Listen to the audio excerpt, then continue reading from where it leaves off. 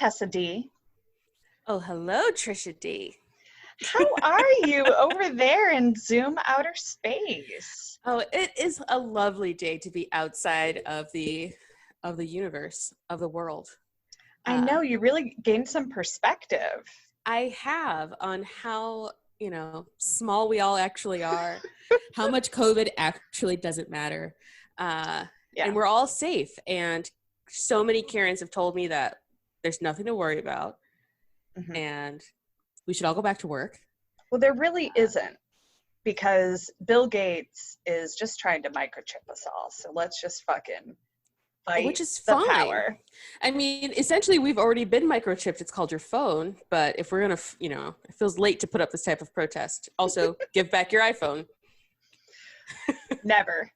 Not over my dead body. But yeah, so Tessa has her cute little Zoom background, which I love. I don't have my Ryan Gosling one up where he is hovering oh so controllingly over my shoulder. Also so menacingly. He is a menace. I wonder how he's handling COVID. Right? He seems like an outdoor Ryan.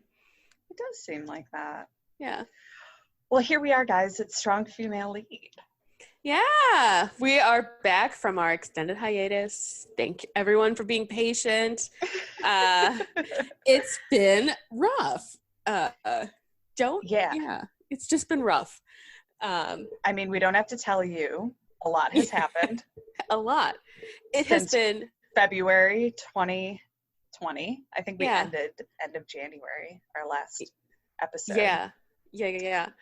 The world ended. It was revived. Karens happened. What happened? Karens. Oh, Karens. I thought you said Terrence. I was like, Howard? Did something happen? With him? I don't know. Hopefully. Yeah, a lot has happened. I mean, it's almost like I don't even know how or what to say about it. Like, if we would have recorded earlier on in the pandemic, we would have been chatting wildly about it, and now the whole goddamn thing is so exhausting that I'm just like, you all know, right? You know what happened. We know what happened. Exactly.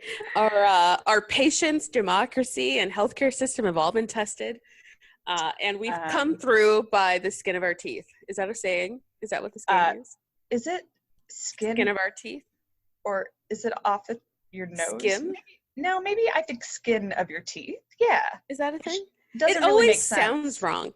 Right? It sounds wrong, but I feel like that's the saying. You can correct us in the comments or... Because I don't know if my teeth have skin. I know. Is it the Skim? S-K-I-M? That is a free advertisement for Kim Kardashian. You should all be wearing your Skims. I'm wearing them right now. Shapewear by Kim Kardashian. Don't they already have that? Did she just redo Spanx? Yeah, she did. What a dick. And I'm going to support her. Just kidding. What a dick. I mean, it's just unfair. How are ours any different? Well, everyone does that. You just kind of revamp something. But it's like you already have enough money. You need to just do that one? Exactly. It was revolutionary. Asshole. Right? And I was like, of all the things, shapewear, that it seems like something Kanye would put out since he does clothing. But no, Kim just has a shapewear line. Maybe it'll be part of his campaign for presidency. Which, by the way, I mean, has he officially, has he announced? He put out a Twitter. He tweeted about it. Is that announcing in 2020? It is, if we're using Trump as a precedent. Yeah, and I was like, what did he did? The escalator ride? He did an escalator ride to a press corps. And Kanye just said he's running, which is just insulting on every level. But seriously, though, I think anything can happen. I don't want to be... That might be the thing that made me leave the United States. I can take a lot. Yeah, but I will not live under the rule of Kanye West. That is just one. That is too far. so manic. I don't think the country can handle any more mania from the White House, given these 3.25 years of 3.5 years of Trump. I know. Sorry to his supporters if you also somehow listen to this podcast and support. I mean, I'm not sorry. It's been a shit show. I highly doubt. I mean, yeah, obviously there may be some Trump supporters that listen to us, but I don't think like heavy Trumpsters like alt-right are gonna happen their way onto a strong female lead podcast. Exactly, unless they're just straight up trolling us. And I welcome trolling. So I watched a documentary last week and got into a big debate with some friends of mine on a text thread about it. It's called Out of the Shadows. Have you heard of this? It just came out on YouTube No. a couple of months ago. And it's about media and how, you know, the government controls media. And there are some truths in there. But then it goes into full-fledged support of Pizzagate. Do you remember Pizzagate? Oh, yeah. I was like, is George Soros somehow also controlling this somehow? But I mean, like, Pizzagate was basically the theory that Hillary was running a pedophilia ring out of a pizza parlor. It's like, how low scale? Think bigger. If it was Hillary Clinton and she was running like human trafficking or whatever out of a pizza shop, no, it'd at least be a department store. Like you have like sales associate who are like hostages, or however you human traffic. It would probably be more comprehensive and fancy. Yeah, I mean, she has access to so much. Why go so small? Like, let's just be realistic. This doesn't make sense. Like, if she has Bill's money and her money and all the powers of Secretary of State, what the fuck am I doing in a pizza shop in random ass like Connecticut or something? No, it's a DC. DC, okay. Pizza spot. Well, at least it was local. Okay, that makes more sense. That tracks. Shop local. But I don't know. It, like, I don't know. I get really conflicted with things like that because in light of Epstein and just what we know of a lot of people in power, you know, I wouldn't doubt that there is much more to be discovered in terms of who has those types of interests in the political sphere and even, you know, in the Hollywood sphere. I mean, I think a lot of people probably benefited from Epstein's death. Now, that being said, I'm like, but Hillary running the ring? Like, and then just the development of QAnon as a result, I think that's how you say it, like the movement that came out of Pizzagate. And I'm just like, I've read some articles about it, and what I find so fascinating is it really, those types of movements kind of seem to develop out of a thing that is truthful, that there are, at least I think, some elite, a few number of people that are kind of pulling the strings. And so they kind of develop out of desperation against that. And there can be nuggets of truth in them, but the way they develop and snowball and like villainize and without hard evidence is astounding to me. But yeah, I always just think it's interesting that like, why are we focused on I don't understand that focus. If I don't understand why, if true, you didn't, like the guy, doesn't he just show up with like guns and ready to take over a pizza shop? That was his response to finding out this information, not contacting like any sort of like police, FBI. Yeah. Vigilante shit. Exactly. And I'm like, that's what's disturbing to me, your response. And I was like, do we have this much mistrust? Like white people, do you all have this much mistrust of the governing bodies that you're asking minorities to like, oh, but they're good. There's some good cops out there. Are there? Because you don't even call them when shit gets serious. You would rather do vigilante, like DC comic book shit rather than call the appropriate authorities. So I'm a little like, where is the truth? you just wanted to, you know, have these crazy weapons.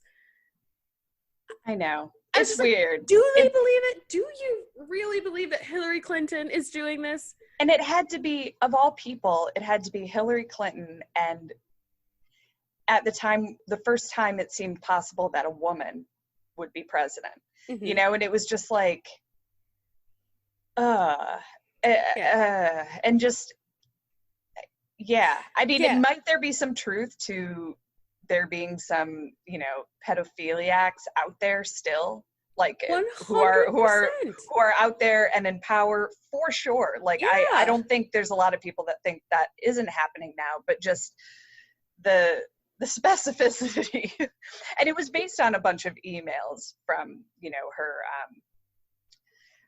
like the guy who had her campaign. Oh God, I already forget his name, but and they were weird, you know. They had a lot of references to pizza in like weird parts of the emails where it didn't seem to make sense, and maybe it deserved like a little looking into, but it rolled pretty quick, the whole thing. And then it was just terrible, and it was like Hillary's the devil because her emails, she's using the server, and then we find out, you know, Trump and Russia bed buddies the whole time. Like what he was doing was anytime so he worse. Says anything, it's because he's also doing it. I feel like if you haven't caught on to that pattern, just like, you know, what did he do this week? Commuted the sentence of what's his face? The guy with the glasses. Ugh, those disgusting glasses. Oh, I can't remember. Yeah, I can't think of his name, but like, it's appalling. And this is why there cannot be a Kanye West. There cannot be a Kanye West president after a Trump president. The nation cannot handle it. I miss you so much. We went from shapewear, we went from skin of our teeth to Skim, to Kanye, to Pizzagate. And that is basically the way this, welcome back guys to Strong Female Lead. We don't have Hillary. Hillary has resigned. Hillary is on permanent hiatus. And we don't have anyone to focus us. so that's why we're coming to you guys to give you a little breakdown of what to expect in season 2. It might be a little bonkers, but we also we've got some newly developed interests. Yes. Not just in conspiracy theories, but in it might be peppered with conspiracy theories, but I mean, maybe. Yeah, of course. I mean, maybe not. 100%. No. We're always talking about Hollywood, and they've always got secrets. And if we find them out, we will definitely let you know. Yeah, but also like we're better and wiser podcasters now, and so we've got some other things to look at when we're looking at our SFL picks. Exactly. So what do you? I know I have experienced a personal journey in SFLs and looking at SFLs and what drew me to them to begin with and how I see them now. Have you experienced something similar over the past year? I have. It's been super, super interesting doing the podcast and watching a lot of movies that I like probably wouldn't choose off the bat, and even rewatching some movies that I have loved for forever, in just seeing the underdeveloped female characters, which does lead me to believe that like, is this how we exist in the male psyche? I'm like, what's happening? Yes. And the answer to that is yes. Yeah. And I was like, well, that's like super like, that like kind of hits harder. I'm like, ow. Like it's easy to see in society when men obviously don't treat women as equals. And there's so many examples of that in current times.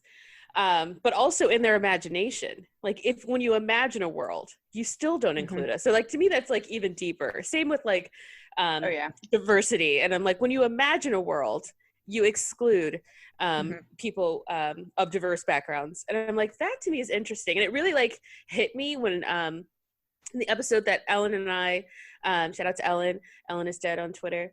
and Instagram.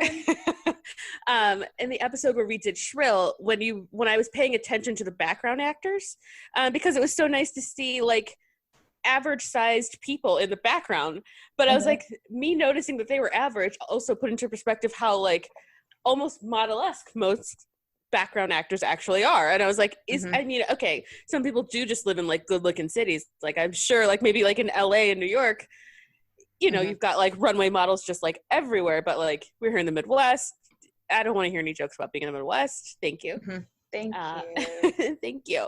But that's not average. And I think for most people in most of the world, seeing model-esque, statuesque people absolutely everywhere and in every scene, and having all of those people also be Caucasian or white passing, I'm like, that's odd.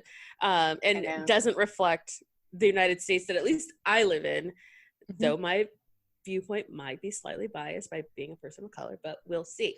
But also lie to me.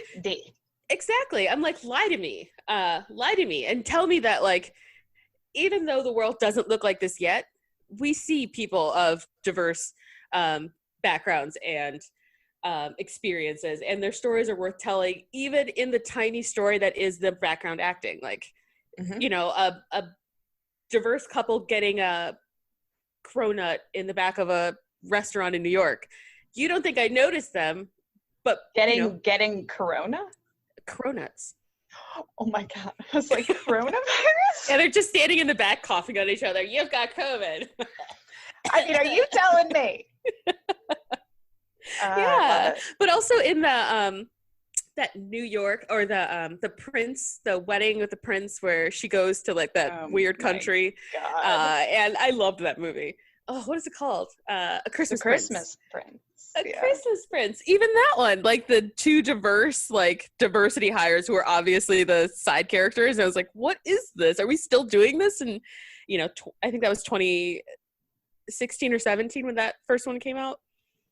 But yeah, so that's really changed for me. And I'm like more aware of it. So I'm definitely going to comment on those things more. And also the, well, I mean, more of like filmmaking things have stood out to me more, like the treatment of characters in terms of what they're wearing and what they can say, what they can't say, the setting, where people live, what their jobs are, like all that stuff was like just like background, like minutia, like, okay, yeah, she's in advertising, wink, wink. But like, it would be nice if she actually did her job for a second instead. I know, like, what the fuck? Yeah, because I feel like at least when a male character has like a job that they like, they're at least in a meeting at least once. Yeah. They have some sort of conference call, they do something. Exactly. Yeah. And I was like, just let her do her job. Like, Barbie has been like a doctor for 40 years, but can I pick out like 40 female doctors, lead female doctors who are women? I think of one show. Wait, Barbie, the doll. She was a doctor? Yeah. She's had every job. She's the most like progressive woman. She has had a lot of jobs. Okay. I was like, was she just primarily a doctor? No, I think I might have just had a doctor who was Barbie who was a doctor. Barbie. Yeah, I remember her, and I remember I had a Hawaiian Barbie who I like loved. She was the best.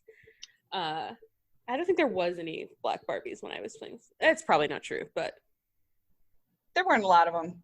Yeah, there wasn't a lot. So no. Okay, so you've experienced. It's been a journey. This first season. Yeah, 100%. What about you? Yeah, it's definitely been a journey for me. Well, one, I recognized my SFL privilege, which, do you remember that episode? It was the one with the Kristen Wiig movie. The swan boat. The swan boat. And you brought it up, and it was a really, really good catch, though, because we do look for people on screen that resemble us and that we can relate to. And I don't think that it's a bad thing that I do that, but what was brought to my attention and was very true is that I have many more characters to pick from, you know, that might have these sorts of stories. So that I love, or that I can relate to or aspire to. So that's one piece. The second piece is I was first drawn to strong female leads because really, you know, growing up, females were typically supporting characters. And strong female leads, you know, always seemed kind of badass. They went against the grain. But what I'm starting to notice is those strong female leads that I've loved so much seemed to, in a lot of cases, exhibit mostly masculine characteristics, which is what technically made them strong in the eye of the creator, and strong to me too. And so now I'm looking at everything through a different lens where I'm really looking for strong characters that happen to be female. And that is tougher because the strong female lead just, there's a lot of masculinity typically involved. Femininity is not embraced. They typically have to give up something in order to be able to be strong, you know, whether it be a relationship or some emotional part of their character. And then they also, and I'm referring to the Brit Marling, I Don't Want to Be a Strong Female Lead article, which is so good. You guys should read it. It was in the Times, maybe like a year ago. I don't know, a while ago. And she talked about, you know, the movies like Thelma and Louise, you know, where they had these like just women who just wouldn't apologize for who they were. They were operating against the patriarchy, but they tended to die. So you can't, it's almost as if a writer wasn't able to imagine a world in which women that free, whether they were good or bad, could live. And so then it makes me think, wow, are movies and film and TV creating our reality, or are we seeing our reality reflected back at us? Or is it this symbiotic, you know, relationship where it's all sort of happening? And that's what I think. It probably just goes back and forth, but I think that is all going to show up with other areas too, like other protected classes and you know, minorities and race, color, age, national origin, disability. I'm now just like listing the classes under the Civil Rights Act because that's my job. I'm like, so how can I just list these in the way that comes most naturally? Okay.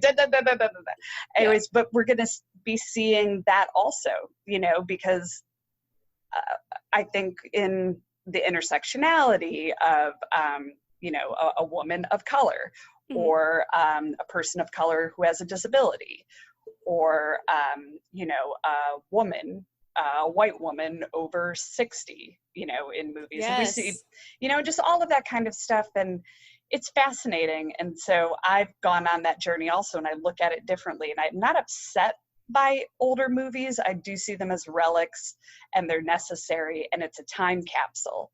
And I think that media does represent a lot of what is happening in society. And so it's good that we have them, but it's just fascinating how it's going to continue to change, and how it changes the way I look at things and what I'm being fed. And Hollywood, what they've considered to be a strong female lead, has been so incredibly underdeveloped for so long, even in my most favorite characters who are still something. It's better than just having women as supporting, but at what point is it going to be equal, where just there's a black character and they're not this character because they're black, they just happen to be black, and there are all these other things, and just 100%. You know, so it's really interesting.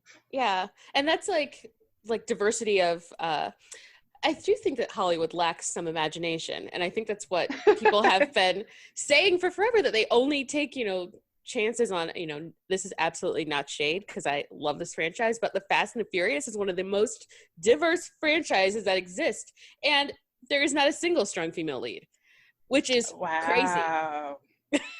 I mean, Charlize Theron just joined. Halle Berry just joined. So we'll see in Fast 9, but like, to say that there's been a strong female character would be a stretch. And I'm like, why can't we just have, that's something else I've come to hate, is when reboots that are just with women. I hate that shit. Yeah, because Why? That's not a woman, like, that nothing, when the character like doesn't, nothing about her being a woman, being herself is what's presented as the solution to whatever plot problem they've introduced, then I'm like, what? You just wrote this for a man and then changed it to a female name and then turned it in. It's compensating. It's kind of like the strong female lead. It's an overcompensation. It's like, oh, well, okay, there aren't women, then we're just going to make these women, but there's going to be nothing about them that is feminine at all. And there are women that aren't feminine. And then we go into, why is it so goddamn binary anyways? And why can't both types of characteristics, or any kind of characteristic, just be what it is and be a part of the character and the fabric of the film? It's like fully insane. And the reboot with women, it's just like, oh, so I don't understand them. They don't do that much for me because I'm not really watching it as if this is their own character. I'm knowing that this was a reboot. Yeah, this is the blank character. Oh, she's the, other character. I'm thinking of Ghostbusters. I'm like, yeah, okay. I see the casting is almost perfect, that you just replaced the male characters with females. And I was like, that's offensive to me at this point. And I do agree that it shouldn't be such a gendered binary where these characteristics, which really just boils down to like your sexual orientation in Hollywood, is determining where the importance of your character, and whether or not, and how identity. And how you use that. Well, just speaking to like a cisgendered hetero female, like if she's not some sort of femme fatale, she's absolutely like, what is it, the bunny boiler? Like one of the two, or doesn't exist as some sort of like nerd best friend blob. blah. It's crazy. And I mean, I don't think there's anything wrong with the terms or the idea of masculinity and femininity, but what I think is we just need to start including other ideas and identities in there as well. But it's hard not to think in terms of binary characteristics, and it's all we've been fed. And so we got so happy that, okay, now there's these strong female leads, but like, why does she have to be like stone cold? Or why is she has to be uber successful at her job and like can't have a relationship outside of it, or is terrible at that? Why, like, why is it, this is basically just a dude, and now I'm celebrating that there's a woman acting like a man because I'm like, fuck the man. But then I'm like, wait a second, now they just turned it on me. Like, I'm not even there anymore. It's still about them. So like, the more you kind of try to look at these characters like they're fighting this patriarchy, all we do is look at how confining the patriarchy actually is. And how do we get out of it? It definitely reinforces the patriarchy. That like, if like, you they did it again. I was like, god damn, you're good. And it's like, you've been working on this for thousands of years. Like, man, this is a tangled web you weave. Like, wow. It's so embedded, women can't even imagine. Because I'm outside of it, because it's societal and it's pressure on everyday women. So like Britt Marling talked about how she could only go into the fantasy realm to explore characters that might be using their empathic qualities to, change the world and stuff. And I mean, I don't think all women have to be like that, because I think that having some masculine characteristics as a woman, I mean, like, I know that I do, but why would I only need that if I were going to be strong? It's crazy. I'm all fucked up in my head. My mind is broken. I don't know where I stand. And that's what this journey has been, but that is what is leading us to, our season 2. We're looking at it with a different lens. Yeah. Like we have our categories and we still have them. Is the lead top build? Does the character impact the plot and move it forward? Does the character have agency? And I do think those are important to look at, but then I also think just even us having those categories that need to be, or those requirements that need to be met for the lead to be considered a strong female lead is it's a commentary on like how low the bar is. Like, we don't think these women that's so fucking low. And then we're also going to add the Bechdel test. And Tessa, do you want to tell the listeners about the Bechdel? So the Bechdel test pretty much, hopefully you guys have heard of the Bechdel test. Please tell me you have.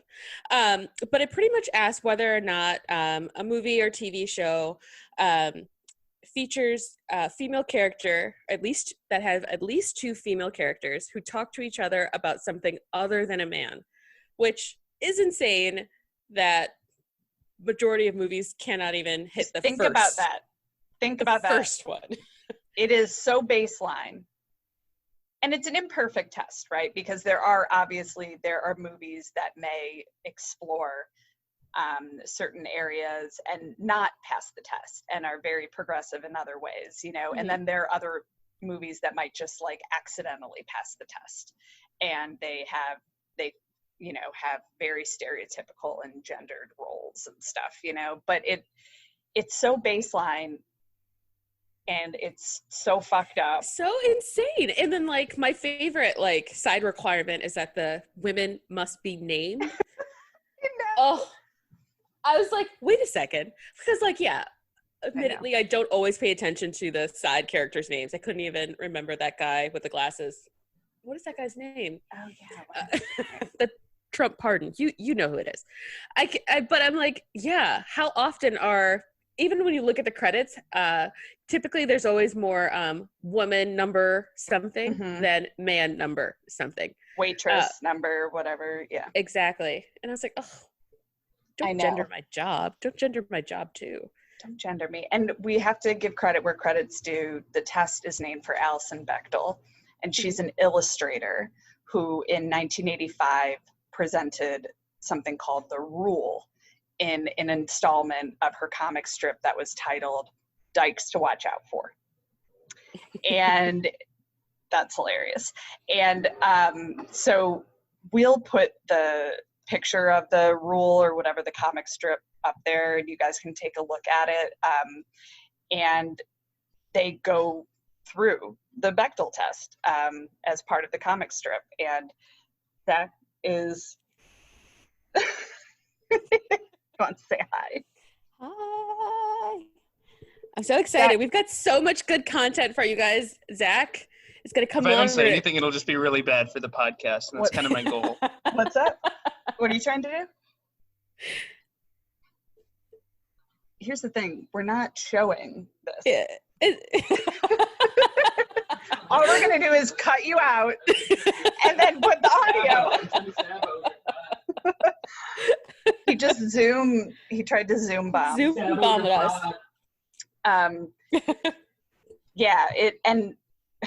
Anyways, we'll put a link to that comic strip, and really it's revolutionary. I mean, because it seems so simple, and it's crazy that comic strip and 9 to 5 happened in the 80s, and we just didn't get around to talking about it again until the 2000s. What was everyone doing in the 80s and early 90s? What were they doing? I don't know. Alien came out in like 1983. Bechdel approved. And then Alien is. Yeah. And I even would think that like I'm like trying to think of like movies from like the 40s that I like His Girl Friday and some like It Hot. I would even venture to guess that like there were more strong female leads in early cinema than contemporary cinema. Like the early, I would say yeah, because I just feel like the leading ladies had like a little bit more interesting of a role.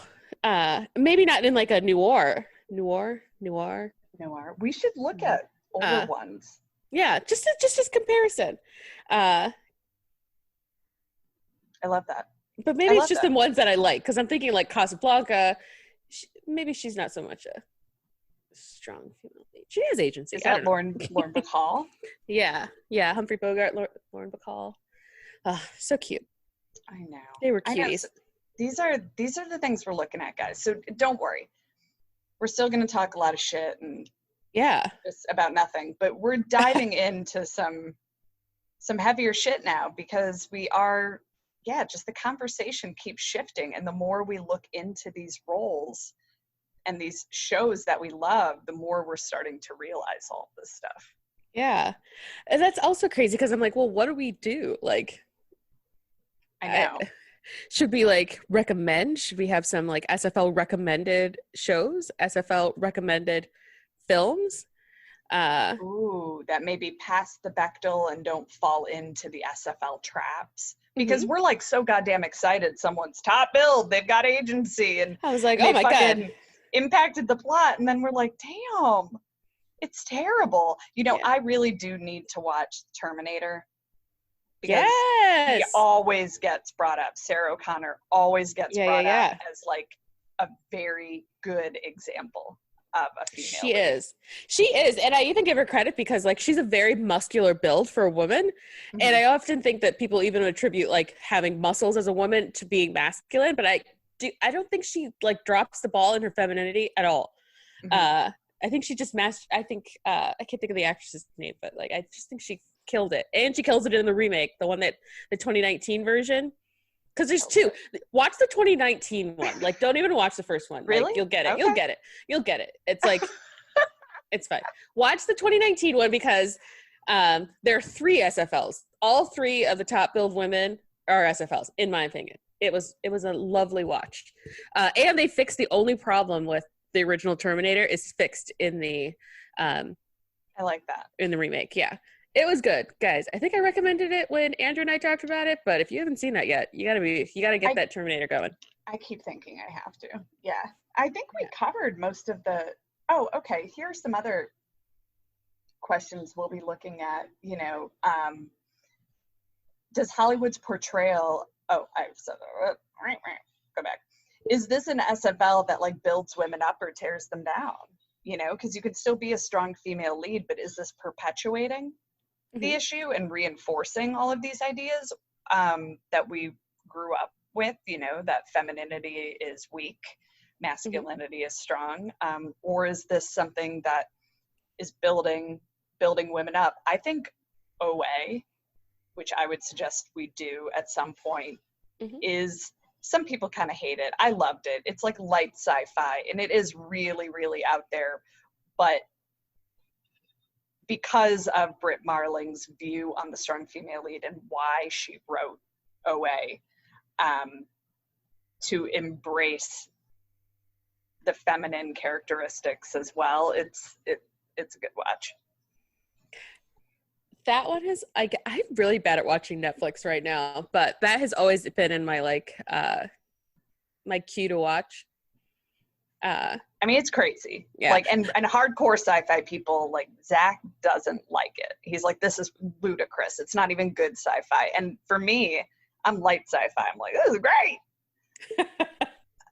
Yeah. There's weird like dancing. It's great. Oh, I don't know about that.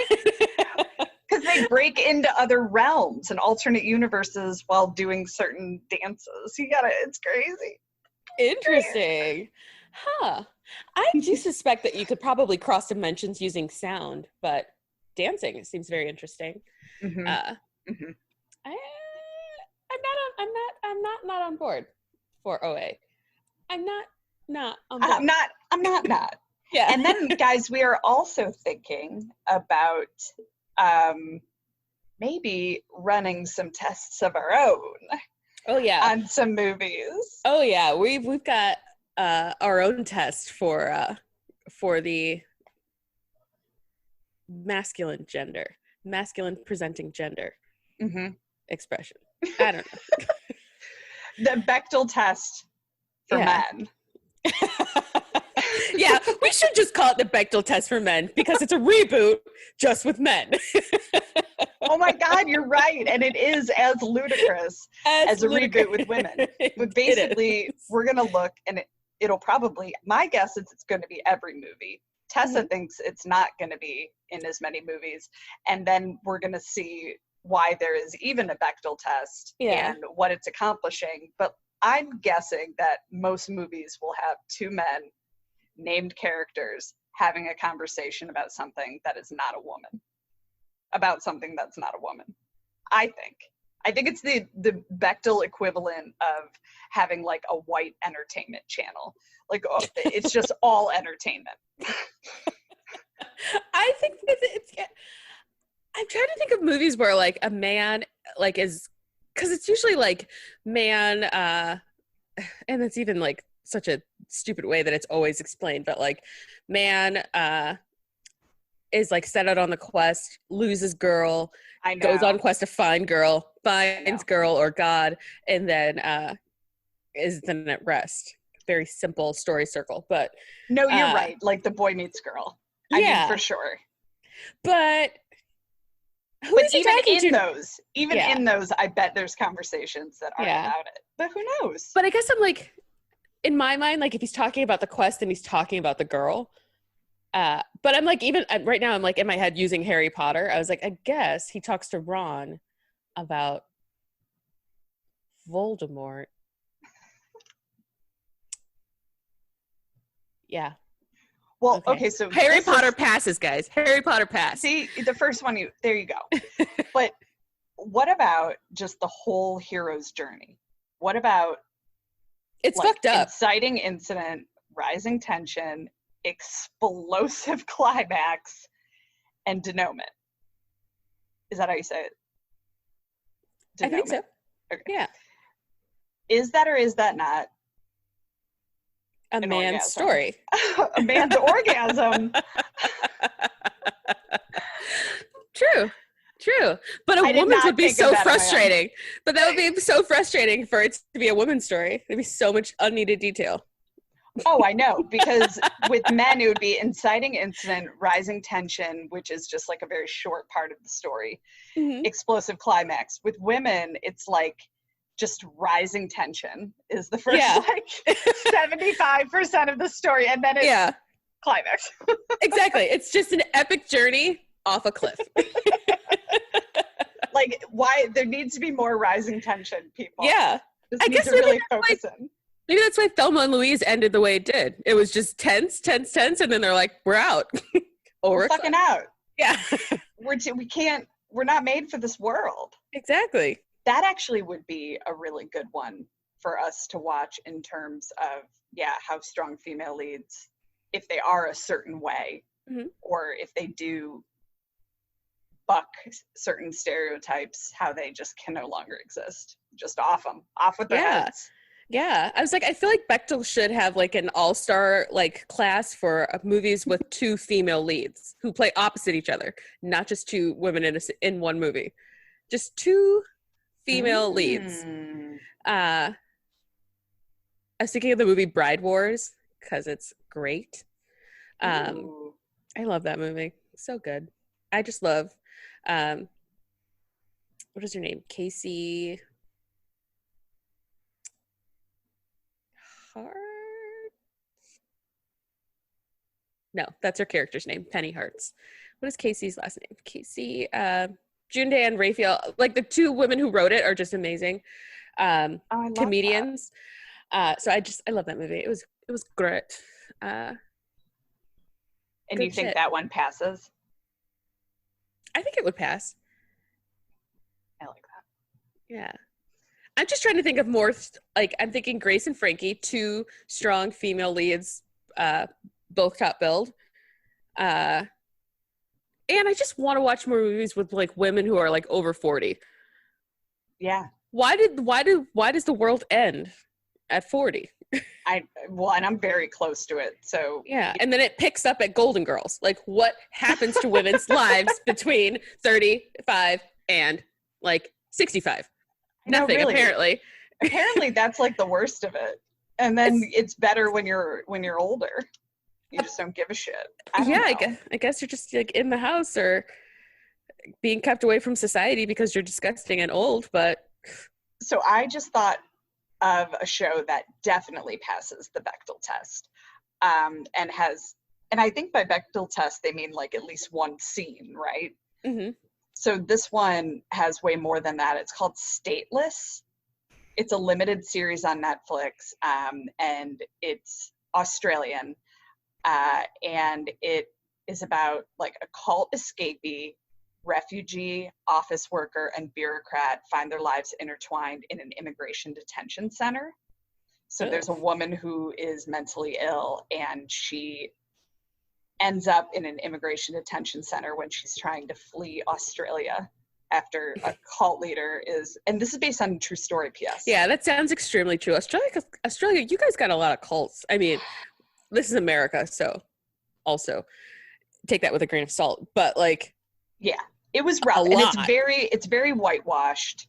But there are obviously they're immigrants, right? So it's not all white characters, because there's people from who are trying to escape Afghanistan and Iran, mm-hmm. and various other countries. But two of the heads of the government agency that's running the camp, they're both women, and every one of their conversations is about the situation at the camp.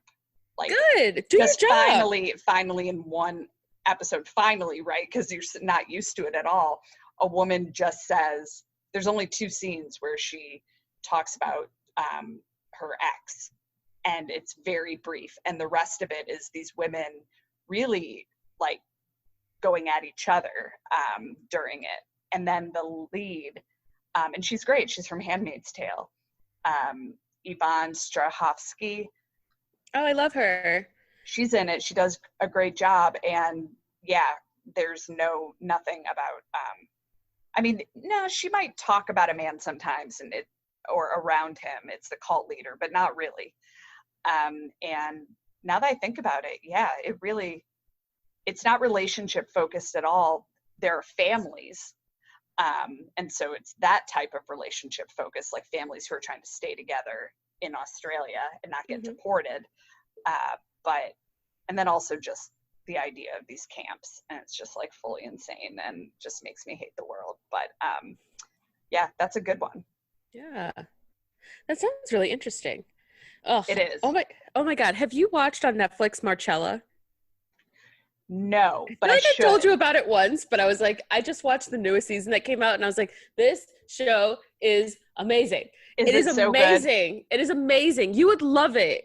It's okay. Like mental illness. It's crime. It's like, I gotta watch it. It's popped up. It's all over my Netflix. It like won't let me forget it.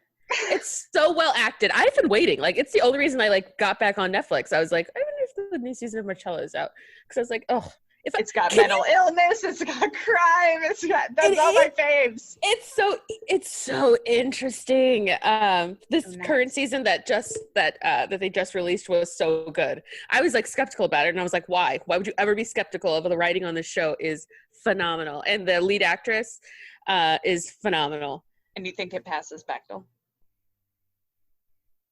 Does it count if you're talking to yourself as 2 people? Ooh, I don't know. No, it does not pass Bechdel. But nothing does, so. True. True. But it is phenomenal, and I highly recommend. I just highly recommend. Like, if you like a little psychological thriller, I love it. I got it. I will. Man. It gets me every year. That, and like, obviously I've just been watching all of the DC shows that are on Netflix, all of the Flash and Arrow and Supergirl. Even Supergirl surprisingly doesn't pass Bechdel that much. I think we're gonna be. I feel like I'm gonna be sad about these. I know. I'm happy we're doing this, but I'm also sensing a depression. Yeah, that will probably hit. And I do feel like maybe some of this can be solved as like parody in writers' rooms becomes more of a thing. Like you're introducing more diversity, and that would lead to better Bechdel scores for contemporary media. But that's not always the case. Like maybe in a room full of men, you don't even think to talk to the woman or what the woman would say because there's no woman, or you don't. I do think you're the dialogue. You've always been right about that. You just need more. You need more diversity in the actual rooms, and that's the only way to get those stories. The writing rooms. Yeah. Or not even just the writing rooms, the producers. You just need them. Yeah, the showrunners, people making decisions. Yeah. More women and people of color and people, with different gender identities, and just you need just everyone represented. There's the only way to get the story. Yeah. And I'd also really love to see, like, if we're doing a wish list for Hollywood, I would love to see a Native American, like a contemporary. Yes, I want a contemporary Native American story. If you guys out there know about or just Indigenous people's stories, like I'd be very interested if this similar thing like in Australia or Canada or even Mexico, South America, like just Indigenous stories that are contemporary, because there's so much happening that is not represented. I read a book called They're There by Tommy Orange, which was a contemporary book about Native American experience, his experience as a Native American in on reservation and in San Francisco. And it's a phenomenal book. It just made me cry the whole time. And I was like, how do I not hear these stories? How, and I'm like, maybe I am just biased, but like, I feel like if it was out there, I would watch it. Yeah. So if I'm missing it, tell me, because I'm super interested in hearing about those people who are unlike me's experience, especially since we all live, if you're Native American, we live in the same country and we're having wildly different experiences. Very, very different. Yeah. Yeah. And I love like awkward Black girl. I would love to see more awkward Black guy. I hate this strong Black male. There's a strong Black woman trope, and there's also a strong alpha male trope, and I would just love to see more awkward Black guy. It wasn't awkward, but Moonlight helped a little. No? No, I still think that guy was hyper masculine. He was hyper masculine. I guess it's just so rare to see homosexuality portrayed by Black men in media. But you're right. That doesn't mean, that's all it was. Yeah, I was like, he was just gay. I want to see he's just gay. Or, he identifies as he does. But, no Steve Urkel. I was like, what? That was the 90s. It's been that long since we had an awkward Black guy. Well, okay, and then we got Donald Glover in Community was as close, but he was still like pretty alpha. He was adorable though, and not in like a bad awkward at all. Yeah, but I'm like, if you could switch Aaaand and what is his name on the show? Because Aaaand may or may not have had Asperger's. Like, did they say he did? They definitely talked around it. No? They definitely talked around it. So if we had... I don't need him to be on the spectrum necessarily. Also, yes. Why don't we see people of color who are on the spectrum? Like they don't exist. I know. There has got to be I think that's what... with autism. Black people with autism or besides diabetes, you think that's the only thing we get, like diabetes or prison, like one of the two. I'm like so puzzled. But like if that's why like sometimes I understand where like when people say, oh my God, I had no idea about racism, and I was like, okay, that's actually possible. if you only watched like the basic channels, you got Fresh Off the Boat and Blackish would be your only, like, I'm just thinking of ABC shows because honestly, that's the only channel I watch on normal TV. But then you got The Bachelorette, which is like, you got maybe a token or two. I'm trying to think of the other shows, like the American Stepmom. You've got maybe a token or two, but like, American Stepmom. I've never heard of that. Yeah, it's good. It has the woman from Eastbound and Down. She's so funny. I love Eastbound and Down. What a great show. I never watched it. It's so funny. I was like, this is what I imagined, because I love that show. This is what I imagine everyone from Virginia to be like this, like that. Danny, I'm so bad with names. Like those characters. This is what I imagine all of Virginia to be like, because it's the only modern-ish depiction of Virginia that I have. Like, is it a comedy? Yeah. It's HBO. It's so good. Oh my God, guys, we need to see a lot out there. We want your recommendations. Like we're going hardcore into this shit now. We are lifting up the veil, or the veil has already been lifted. Tessa and I are like, now we're just going more into it. Oh yeah, it's so nice to have the podcast back. I cannot wait to hear what you guys think, what you guys want to see. I'm so excited. I'm so excited to get into these conversations again. It's my favorite. I do feel like I just am looking at it. You know how people say, look at things through a diversity and inclusion lens or things like that. And you just start to see it differently, unconscious bias and all those kinds of things. I feel like I'm looking at this through a lens. And I just feel like I was faked out for a while and I'm a little like mad about it, but now I'm like, okay, let's figure this shit out. But how do you even change it? I don't know. That's where the sadness will come in, but we'll see. Yeah. Well, hopefully, one of you creatives out there will be like, I'm just going to do it better. Who's also a screenwriter who listens to the podcast and just like has a story to tell. And you're going to tell it in a way that is honoring to women in both like mind, body, and spirit. And you'll credit Tessa and I for the podcast. You'll bring us along, maybe invite us to some award shows. I want like a prom picture at the end of just like our faces, like just, like an in memoriam, but like we're alive type thing is what I'm going for. That's what I want. Yeah. Oh God. So what movies do we have in the hopper? So I know we have Jenny Runs a Marathon. Brittany. Jenny. I just picked the first name. I was like, it's gotta be Jenny. Brittany Runs a Marathon. And The Farewell. The Farewell. Yeah. I'm so excited. Aquafina. Oh my God. I'm so excited to make you watch Cabin in the Woods. I feel like you what? I watched it. Did you love it? It was a lot of fun. Yeah. I really, really, really liked it.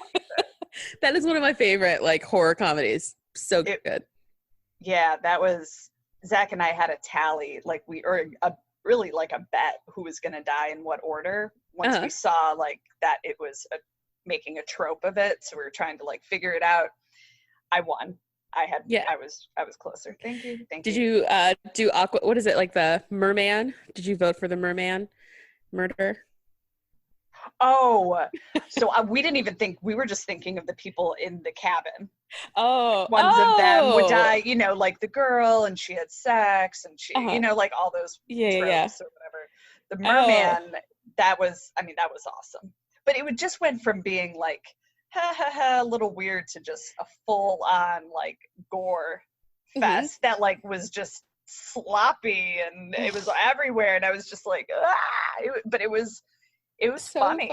So fun. And the stoner, the like, he knows everything guy. Yes, it's so much Scream in that, like, that Jamie Kennedy character from Scream was pretty much that guy. And at the end where they were just like, fuck it, bye world. Bye again. I was like, oh. I still want there to be a sequel to that. Like, what happens next? What is this demon? Like, tell me everything. Yeah, what is the new land? Yeah. I know.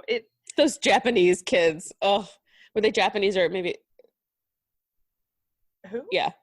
The Japanese kids were like, oh, the Japanese always like figure it out first. It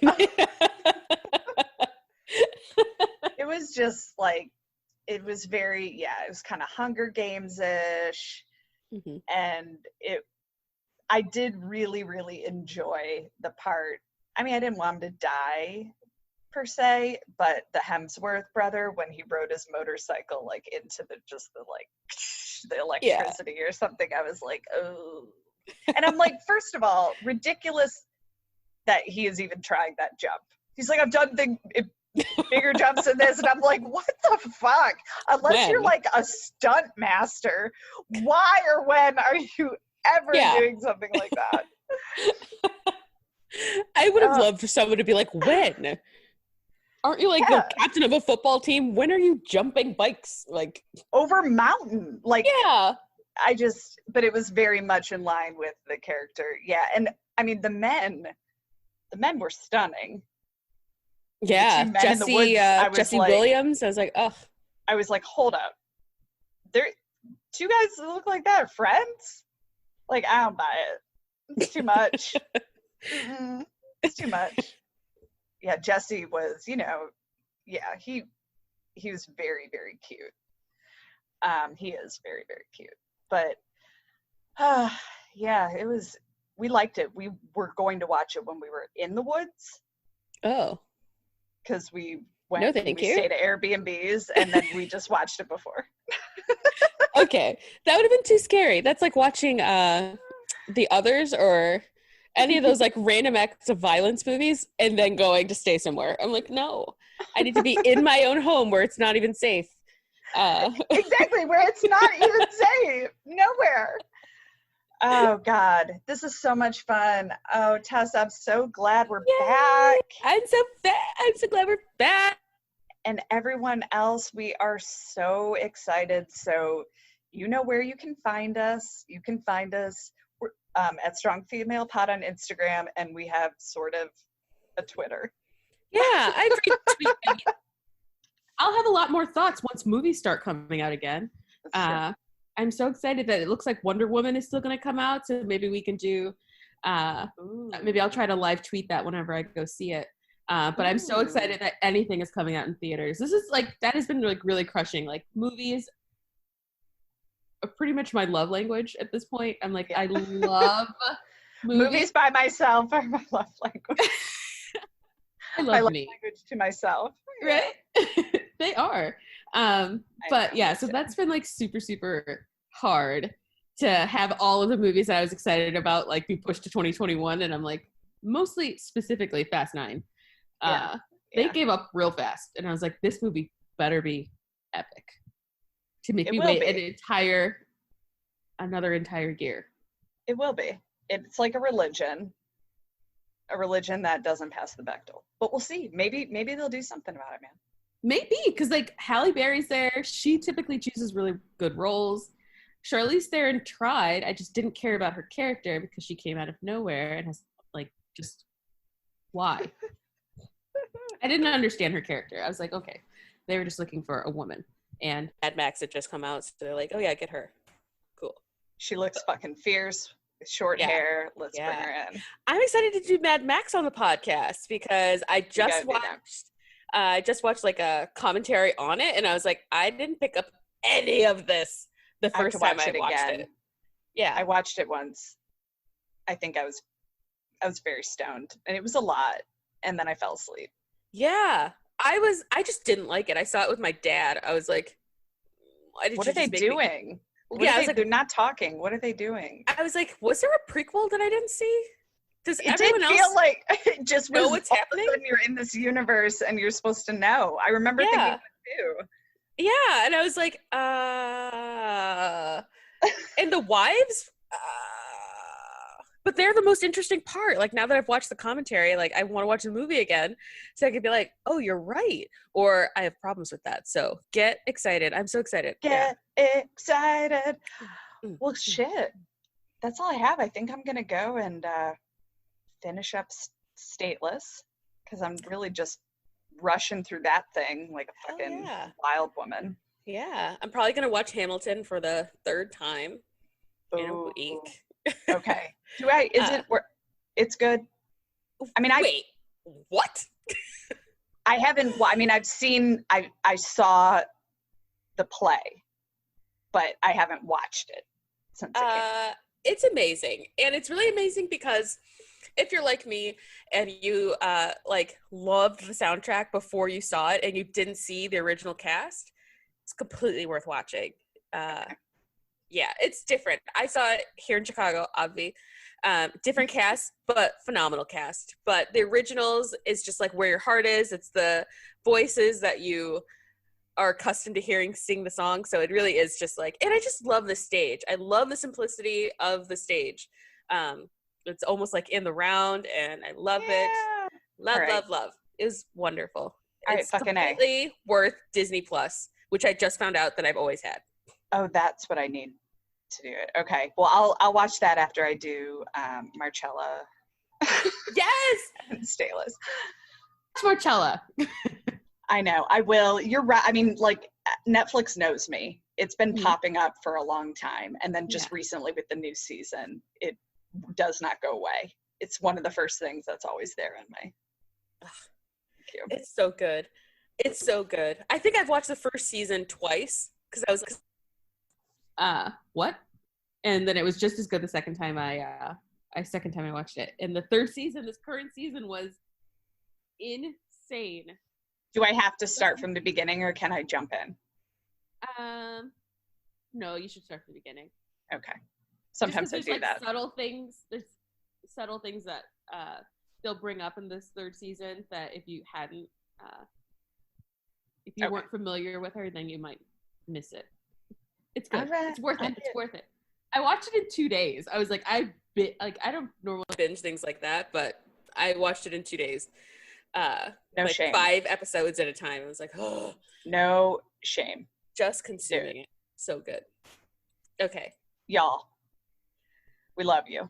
We love you. Thanks for hanging in there. We see your listens and, we love the love on the social media. And thank you for being patient with us while we get season 2 in order. Yeah, sorted our lives out. Yeah, didn't die. Came back, didn't die yet. Yeah. And we're back. We're back. Until next time, guys. Yeah. Bye. Bye.